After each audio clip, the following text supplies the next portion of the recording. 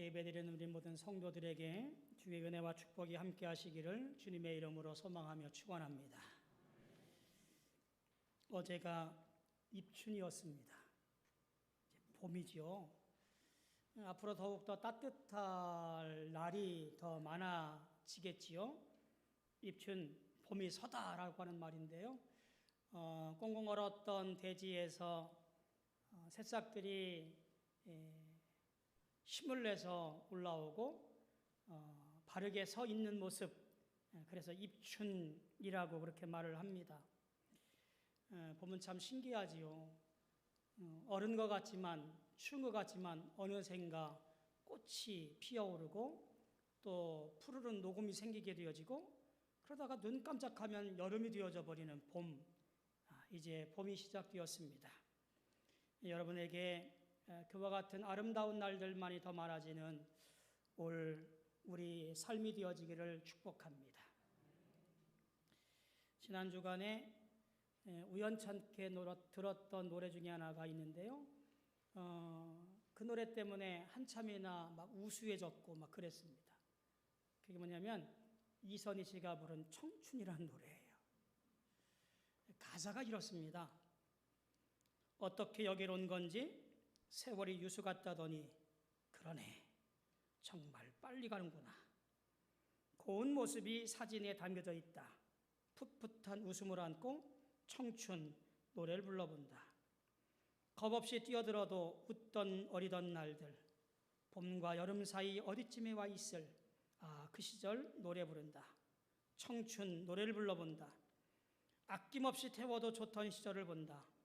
혼돈과 열정 사이 어디쯤이었을 청춘 그 눈부신 그날들, 어쩌다 어른이 되고 그렇게 사랑을 하고 자연스레 내 가정을 갖고 애들 키우며 정신없이 지내다 어느새 오늘이 됐네. 청춘 노래를 불러본다. 철없이 부푼 꿈 가득하던 시절을 본다. 봄과 여름 사이 어디쯤에 있을 그 시절 노래를 부른다. 사랑 노래를 불러본다. 보석처럼 빛나던 나의 꽃다운 날들, 혼돈과 열정 사이 어디쯤이었을 청춘 노래를 불러본다. 감동이 없으시네. 저는 이 노래 듣고요, 맞아, 나도 젊을 때가 있었지. 청춘, 한참 청춘이었을 때가 있었지 라고 우수해졌고 옛날 사진첩도 좀 보고 뭐 그랬던 시간이 있었습니다. 되돌아보니까 지나간 것이 사라져가는 것들이 많아요. 저도요, 한때 머리가 풍성했거든요. 근데 이렇게 머리가 많이 없어지기도 했고요. 또 그리고 90분을 뛰어도 끄떡없던 내 심장과 두 다리가 있었는데 지금 5분만 뛰어도 헐떡거리고요, 다리가 후들거려요.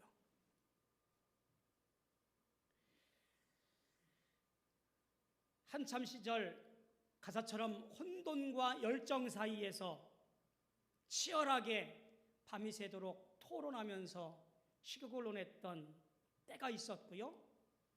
그리고 보다 못해 거리로 나가서 기도회를 하고, 그리고 쏘아 올려진 매캐한 체류탄 가스 냄새가 이제는 희미해져버린 추억이 되어져 버렸습니다.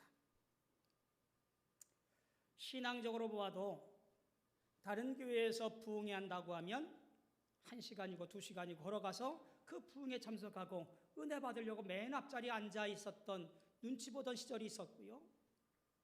목사가 되려면 소나무 뿌리는 2-3개 뽑아야지 하는 그 장로님의 말에 정말 그래야 되는가 보다 라고 생각해서 기도원에 올라가서 소나무 뿌리 붙잡고 아무리 기도했던, 뽑아도 뽑히지 않던 그 소나무 붙잡고 기도했던 때가 있었던 것이 기억이 납니다. 우리가 살아오면서 사라져버린 것들이 참 많은 것 같아요. 내 청춘도, 내 아름다웠던 날들도, 꿈 많던 시절도 이제는 다 사라져버리고, 이제는 지금 현재 내 모습 보면서 이러저러한 일들로 걱정하고 속상해하고 마음 상해하고 있습니다. 신앙적으로도 붙잡아야 될 것들이 있는데 붙잡지 못하고 그저 나도 모르게 허망하게 놓아버린 것들, 사라져버린 것들이 너무나 많이 있는 것을 보게 되어져요. 여러분, 우리가 이 아침에 아무리 세상이 변하고 아무리 세월이 가고 아무리 다 빼앗긴다 할지라도 우리가 꼭 붙잡고 있어야 될 것이 무엇일까? 오늘 이 아침에 함께 나누기를 소망합니다. 오늘 본문 말씀 1절에 보면 이렇게 말합니다. 크게 외치라. 목소리를 아끼지 말아라. 그리고 또 말씀하시기를 의로운 판단을 하나님께 구하며 하나님과 가까이 하기를 즐거워하라. 오늘 내 인생에서, 내 삶에서, 내 신앙에서 놓지 말아야 하고 잊지 말아야 하고 사라져버리게 그냥 두지 말아야 될 것이 무엇이냐면 하나님께 부르짖는 것, 하나님을 가까이 하는 것, 그것이 우리에게 있어서 그 어떤 것보다도 꼭 붙잡고 있어야 되는 것이에요. 왜 그럴까요? 이유가 무엇일까요? 신용만 내지 말고 형식적이지 말고 정말 부르짖고 주 앞에 기도하며 진정한 모습으로 예배해야 될 이유가 무엇일까요? 하나님께서 9절에서 이렇게 약속합니다. 내가 부를 때에는 나 여호와가 응답하겠고 내가 부르짖을 때에는 내가 여기 있다 하리라. 다 잃어버려도 상관없습니다. 다 놓쳐버려도 괜찮아요. 하지만 우리가 꼭 붙잡고 지켜야 되는 것이 있는데 그것이 뭐냐면 하나님 한 분뿐이라는 사실이에요. 하나님께 부르짖고 하나님을 가까이 하고 하나님 말씀을 즐겨하는 것을 우리가 잊지 말고 붙잡아야 돼요. 왜냐하면 하나님 말씀대로 약속대로 그러할 때 하나님께서 나와 함께 하시고 내 곁에 있다 말씀하셨기 때문에 그래요. 이 9절 말씀을 간직하고 오늘 말씀을 함께 나누기를 원합니다. 오늘 이사야 58장 1절로 9절 전발전 말씀의 배경은 이렇습니다. 바벨론으로 포로로 잡혀갔잖아요. 그곳에서 돌아와 성전을 짓고 나라를 새롭게 하고 새로운 마음가짐으로 이제는 살아야지 라고 하는 이 과정 속에서 전해진 말씀들이에요. 우리가 잘 알듯이 남유다가 끊임없이 죄를 짓습니다. 하나님을 떠나 있는 것이 아니라 하나님께 예배합니다. 하나님을 찬송합니다. 그러나 그것이 어느 날부터 형식적이 되어져 버렸어요. 그뿐만입니까? 하나님 외에 우상도 숭배하기 시작해요. 그래서 혼합 종교에 빠지게 되어져요. 하나님은 누누이 경고했고 말씀하셨지만 말을 안 들어요. 결국 바벨론에 의해서 강대국에 의해서 돌 위에 돌 하나 남지 아니하고 멸망시켜버리고 사람들을 바벨론으로 포로로 끌려갑니다. 다 끝난 줄 알았어요. 그러나 이사야서에 중요한 여호와 신앙이 있는데 그것이 뭐냐면 그루터기 사상이라고 하는 거예요. 남겨진 자를 통하여 하나님께서 다시 회복시켜 주시고 구원해 주신다고 하는 그루터기 신앙이에요. 그루터기만 남아있으면 격가지가 올라와서 나무가 되어지고 그늘을 만들고 열매를 내거든요. 그 그루터기 남은 자들을 통하여 새롭게 하나님께서 하나님 백성을 삼겠다라는 그루터기 신앙이 이사야 선지서의 중요한 사상이거든요. 그들은 저 그발강가에서 하나님께 실망하며 절망하며 포로로 잡혀 있는 것을 이제 더욱더 근심하며 하나님을 원망했더랬습니다. 그리고 다짐했습니다. 하나님, 우리를 살려주시면, 우리를 도와주시면, 우리를 고향 땅으로 가게 하시면 우리가 선조들이 했던 그 죄를 짓지 아니하고 거룩한 백성으로, 하나님 백성으로 온전히 살겠습니다라고 결단합니다. 날마다 찾아와서 하나님께 뜻을 알려주기를 간구했고, 그리고 날마다 하나님께서 우리를 이끌어 주시기를 판단했고, 그리고 가까이하며 즐거워했더랬습니다. 그리고 복역의 때가 끝나고 하나님께서 그들을 정말로 불러들여서 이스라엘 고국 땅으로 돌아오게 한 겁니다. 그들은 이렇게 원망한 거예요. 하나님, 우리가 하나님을 얼마나 예배했습니까? 하나님을 얼마나 찬송했습니까? 얼마나 번제물을 드렸습니까? 금식하며 기도했는데 하나님, 이 모양 이 꼴이라니요. 하나님 그러시는 것 같아요. 야, 그건 아니지 않냐? 너희가 한 꼬라지를 좀 봐봐. 형식적이지 않았어? 어쩔 수 없이 매드린 거 아니야? 가문에서 그렇게 예배드리니 따라한 것 아니야? 주 앞에 온전히 서기만 하면 너희가 부르짖을 때 내가 여기 있다 할 것이니, 야, 잘 들어봐. 내가 기뻐하는 금식은 말이야. 이렇게 시작되는 것이 오늘 말씀이에요. 여러분, 내가 교회 다니면서 착각하지 말아야 될 것이 있어요. 나 신앙생활 이 정도면 잘하는 거 아니에요? 이 정도면 믿음 생활 참 잘하는 거지 않아요? 나만큼 예수 잘 믿는 사람 누가 있습니까? 말씀에 비춰볼 때 그렇게 자고하지만 여전히 용서하지 못하고, 여전히 사랑하지 못하고, 교회 밖에서 여전히 시기하고 질투하고, 예배당에서는 그럴싸하게 근엄하게 예배드리고 이만하면 됐다라고 착각하며 살고 있지 않습니까? 포로에서 돌아온 이스라엘 백성들이 신앙생활 열심히 합니다. 그런데 말이에요, 알맹이가 빠진 신앙생활이었습니다. 하나님이 기뻐하시는 예배, 하나님이 기뻐하시는 신앙생활, 하나님이 기뻐하시는 봉사, 하나님이 기뻐하시는 예물, 하나님이 기뻐하시는 기도, 하나님이 기뻐하시는 금식, 이런 것은 온데간데 없이 그저 형식적으로만, 내가 원하는 바대로만, 내 생각대로만 예배드리고 찬송하고 기도하고 금식했다라는 말이에요.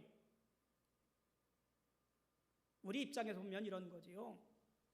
주일 성수 잘했습니다. 매주일 헌금도 잘합니다. 성경 공부 나오라 해서 성경 공부도 나옵니다. 기도도 열심히 합니다. 하나님께 가까이 나가는 것 즐거워하고요. 그리고 믿음과 구원에 대한 확신 갖고요. 기도 생활 열심히 합니다. 나 신앙생활 잘합니다. 그러니 하나님 나를 도와주셔야 되지 않겠습니까? 라고 말하는 거예요.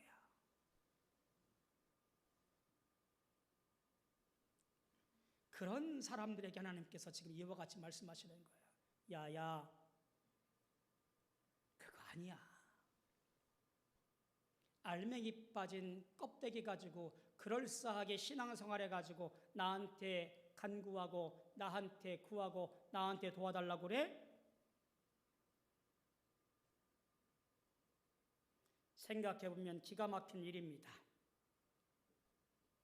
사실 오늘날 살아가면서 참 시간 내어서 예배드리는 거 쉽지 않지요. 살아가면서 삶에서 가장 필요한 재물을 갖다가 헌금하는 것 참 어려운 일입니다. 그렇게 시간을 쪼개고 달란트를 쪼개고 제물을 드려서 하나님께 예배드리고 찬송하고 봉사하고 하는데 하나님은 뭐라고 말씀하시냐면 야, 그거 아니야. 그거 진짜 아니야. 참된 금식이 아니야. 참된 예배가 아니야. 참된 신앙생활이 아니야 라고 따끔하게 말씀하는 거예요. 왜요? 이유를 이렇게 말합니다. 4절과 5절에 보니까 너희가 금식하는 날에 오락을 구하며 온갖 일을 시키는도다. 보라, 너희가 금식하면서 논쟁하며 다투며 악한 주먹으로 치는도다. 금식한다고 하지만 여전히 오락을 행하고 일꾼들을 혹사시키고 사람들과 말다툼하고 다투고 약한 이들에게 폭력을 행사합니다. 차라리 금식한다고 하지 말지. 금식한다고 하면서 이 같은 짓을 계속해서 반복적으로 하고 있는 거예요. 하나님께서 지금 이것을 다 보시고 너희 금식하는 것 가짜야라고 말씀하는 거예요. 뻔뻔하게 하나님, 나 금식까지 했는데 내게 복 주셔야 되지 않겠습니까? 내가 지금 계획하고 있는 거 다 응답받아야 되지 않겠습니까? 라고 얼굴 빳빳이 들면서 말하고 있는 거예요. 그런 이들이 하나님께서 말씀합니다. 야, 내가 기뻐하는 금식은 말이야. 6절에 보니까 불의한 사슬을 끊어내고 일터에서 착취를 없애고 압제 받는 자를 구해주고 굶주린 자들과 음식을 나누고 이주민들을 받아들이고 헐벗은 추위에 떠는 이들을 돕고 도움을 필요로 하는 혈육을 외면하지 않고 도와주는 것이야. 내가 기뻐하는 금식은 말이야, 저 정해진 골방에 들어가서 얼마 동안 무릎 꿇고 앉아있고 얼마 동안 찬송하고 얼마 동안 성경 보고 얼마 동안 어떻게 해야 돼 라고 규정하는 것이 아니라 불의한 것들을 끊어내고 일터에서 사람을 함부로 대하지 아니하고 고통받는 사람을 구해주고 주변에 외롭고 굶주리고 있는 자들이 있거들랑 그들을 도와주고 그런 것이 바로 내가 기뻐하는 금식이야로 말하는 거예요. 앞에 말한 것은요, 기본이에요, 기본. 무슨 얘기냐면 교회는 두 개의 교회가 있어요. 어떤 교회지요? 모이는 교회와 흩어지는 교회가 있는 거예요. 예배도 두 개의 예배가 있지요. 모이는 예배가 있고요, 흩어지는 예배가 있는 거예요. 우리는 지금 모이는 예배로 함께하고 있는 거예요. 예배 마치고 흩어지는 예배로 나가야 되는 거예요. 모이는 예배와 흩어지는 예배, 모이는 교회와 흩어지는 교회는 같은 교회, 같은 예배예요. 다른 것이 아니에요. 내가 주 앞에 나와 거룩한 모습으로 예배하고 믿음으로 고백하고 찬송했으면 이제 나아가서 나도 그와 같이 똑같은 모습으로 삶에서 예배드리고 찬송하고 기도하고 영광 돌리고 거룩한 백성으로 살아가야지요. 예배당에서의 예배와 삶의 예배가 같아야 된다고 하는 얘기예요. 그것이 하나님께서 기뻐하시는 예배, 기뻐하시는 신앙, 기뻐하시는 기도, 기뻐하시는 금식이라 그런 거예요. 그런데 너희는 그것이 아니다 라고 꼬집고 있는 거지요.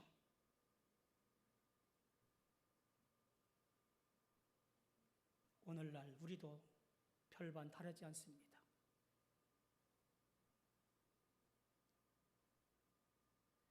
교회에서 예배드리며 신앙생활하며 신앙의 형제자매들과 교제할 때는 거룩한 사람으로 신앙 좋은 모습으로 보이지만 내 삶의 현장에 가서 사람들을 만나고 회사의 동료들을 만나고 일을 행하면서 얼마나 많은 잘못된 그릇된 모습을 보이고 있는가? 라고 하는 따끔어린 말씀이 바로 여호와께서 기뻐하는 금식은 이거란다 라고 말씀하는 거예요. 그렇게 살면 어떤 일이 있을까요? 8절과 9절에 보니까 이렇게 말씀합니다. 그리하면 내 빛이 새벽같이 비칠 것이며 내 치유가 급속할 것이며 내 공의가 내 앞에 행하고 여호와의 영광이 내 뒤에 호위하리니 네가 부를 때에는 나 여호와가 응답하겠고 네가 부르짖을 때에는 내가 여기 있다 하리라 라고 약속한 거예요. 내가 기뻐하는 예배 드려봐. 내가 기뻐하는 삶을 살아봐. 그러면 내가 부르짖지 않아도 내가 도와줄게.